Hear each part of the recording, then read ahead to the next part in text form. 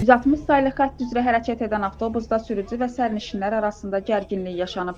Bugün TV Baku WS saytına istinadən xəbər verir ki, hadisə bugün saat 08:10-da 160 nömrəli 77 JD 305 dövlət nömrə nişanlı marşrut avtobusunda qeydə alınıb. Məlumata görə, avtobus mərkəzdən saat 07:15-də çıxıb, Binə körpüsünə 08:10-da çatıb. Təxminən 1 saata yaxın yol qət edən sürücü hər dayanacaqda normadan artıq dayanaraq çoxlu sayda sərnişin yığıb. Bu səbəbdən avtobusun hərəkətində gecikmə yaranıb. Hadisə şahidlərinin sözlərinə görə, sürücü gecikməyə etiraz edən sərnişinləri təhqir edib.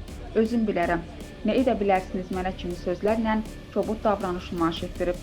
Sərnişinlər məsul qurumlardan 160 nömrəli marşrut avtobuslarında sürücü davranışlarına ciddi nəzarətin gücləndirilməsini tələb edirlər. Hüsniyə Salmanova, Bugün TV. Aslında gelir.